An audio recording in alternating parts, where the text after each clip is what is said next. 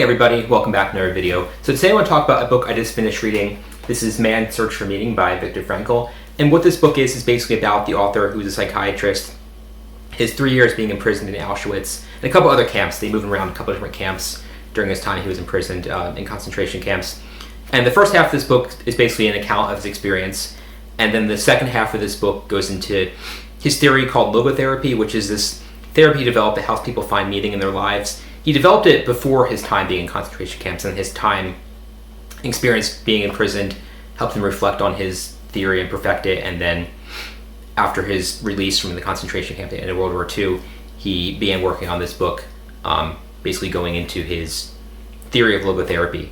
And there's a lot to unpack in this book, a lot of different interesting things he talks about, a lot of interesting reflections. But the first main thing he talks about is this concept of a naked existence. Because when all of these prisoners arrived at the concentration camps, they were immediately lost all their possessions, their clothing was taken from them, their heads were shaved.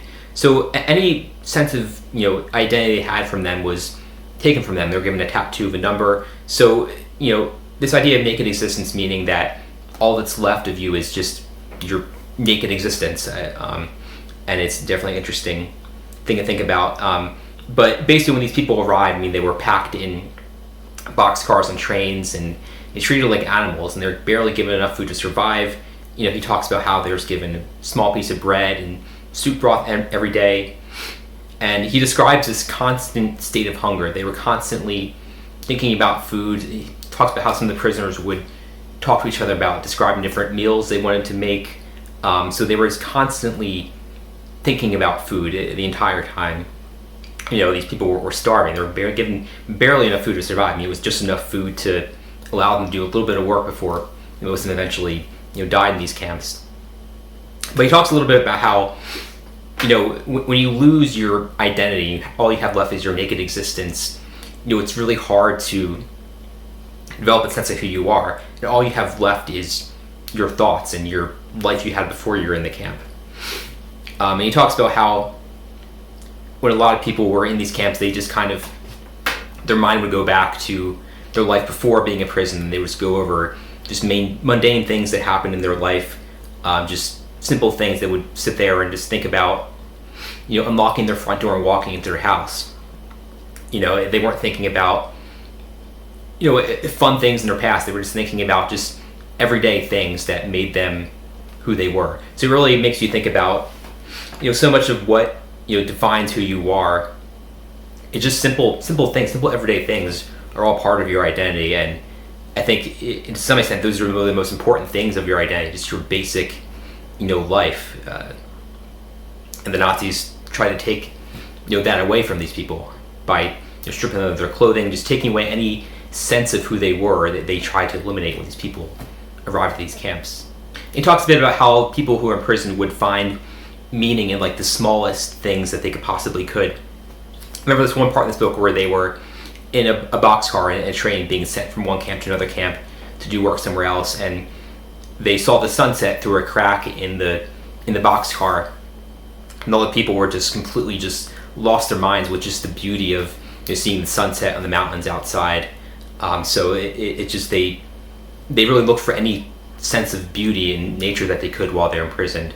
And he talks a bit about how any moment of solitude that he had was very meaningful. There were moments where for a couple seconds he might have been alone in the hut, or had to do some chore at the camp, and he was away from other people. So just a couple seconds of being alone was something very meaningful to him, because he was just constantly around other prisoners, around guards. So he just really enjoyed any moment of solitude that he could get. And during his time in the camps, he talked about how he really lost any sense of time. Time really became meaningless.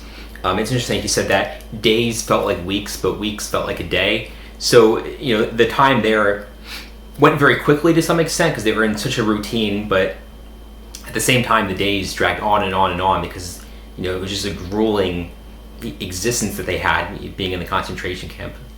And you can see how in that kind of environment that life just becomes pointless for people. He talks about how as soon as a prisoner feels like their life is pointless, they really lose any chance they have of survival. Because you lose faith in the future, your future is basically doomed, is what he describes it as. And most of the prisoners who were able to survive or gain some sense of meaning were the ones who were able to find meaning in the suffering. They were able to find, like I was talking about before, like little beauties in nature, just tiny little things that they could do to try to hold on to some kind of meaning in their life. He talks about maintaining this sense of inner freedom because the Nazis took away all of their clothes and possessions, but everyone still has this choice to maintain their inner freedom inside their head. And one thing I really like that he described in this book, he described how every moment in your life is a chance to change everything you were in that moment before. So you constantly have a choice to reinvent yourself. And being in the concentration camp, you really have to find some way to reinvent yourself, find some way to find some little bit of joy in this state of absolute suffering. And this idea of having the freedom to see the world as something new is something he describes as being a very human thing, because when we just evolve into humans, when we were still animals, animals have instincts, they don't really make choices, but as we evolve into humans, we gain the ability to make choices, and that's something that defines us as being human. And this is basically what the Nazis were trying to do. They were trying to eliminate their sense of humanity. And it wasn't just something that happened when they were in the concentration camp. I mean, this is something that they developed over years and years and years. They didn't just, like Germany didn't just wake up one day and just start putting people in concentration camps. It was a long process of dehumanization that they did, making the German people think that Jews were not humans. It's very scary to think about, because this process of dehumanization is a very long process, and it starts with very small things, and it's easy to see even our society today, where in the United States are talking about immigrants being vermin, or using language like ruining the blood of the nation. Like, that's very small language, but that can grow over time. So I think it's very, very easy to miss the very beginnings of things like this happening. And once this dehumanization process begins, it's very hard to stop it. So you really have to identify it when it's happening very early on to really any chance of stopping something like this from happening. I know there's a quote that someone said once that, where books burn, eventually people will burn. So it just shows how these things start very small, and it takes time, and eventually things like this can happen if people don't make the choice to stop evil very early on. But in the second half of this book, he goes into his idea of logotherapy and how he kind of perfected it after his experience being released from Auschwitz, and how he helped people find meaning. Especially, he helped a lot of Holocaust survivors find meaning in their life after their experience being imprisoned. And the whole basis of logotherapy is basically to help people realize that even in the most darkest and most horrible situation you could be in, there's still meaning you can find in life. Because in order to maintain any sense of sanity in the concentration camp, you had to believe that there was freedom waiting for you. You had to believe that eventually you would get out of this place and there would be something yet left for you to do in life, something that you had to accomplish still. One of my favorite things he says in this book is how anyone with a why to live can live through any how. So anyone that has a reason to live can get through anything. And as obviously it's very hard for people who are in prison in a concentration camp to have any why to live, but in order to get through it, you had to have some why, and that's what he was able to do during his experience in Auschwitz. And after his release, he was able to help people who were struggling with things in their own life, give them a reason to live. I think a good way to look at logotherapy is trying to think of the bigger picture in life that sometimes it's very hard to see when you're going through something hard. My own basic understanding of it kind of to paraphrase his theory, I think about when you're driving and you want to get somewhere very quickly and you get stuck at a red light and you get very mad, it's like, oh, I got stuck at a light, now I'm going to be late. But you could think like, if you didn't get stuck at this red light, you would have been able to go through, but you could have gotten in a car accident and died. So, that's kind of a very, very basic understanding of it to an extent, but it's about seeing the bigger picture of life that sometimes is hard to miss. And he gives one example of he was trying to help a Holocaust survivor during his career, and the Holocaust survivor was very depressed because all of his children, all his family were killed during the Holocaust, and he was the only survivor, and he was, upset that his children would go to heaven because, they were very innocent, but because of his experience, surviving all of that, it kind of it poisoned his outlook on life, and he didn't feel, because of all this hatred that he had, he was no longer worthy of getting into heaven. And so what Viktor Frankl did, he kind of convinced this guy that maybe you can use the hardship of getting through this pain as a reason to kind of regain your innocence, to be worthy of going to heaven. And so just things like that. And another example he gave was he was trying to help a woman who was suicidal, and she didn't really feel any reason to live. So what he did is he asked her to imagine herself being 80 years old, being on her deathbed, and thinking back on her life. What would she think of herself in the present?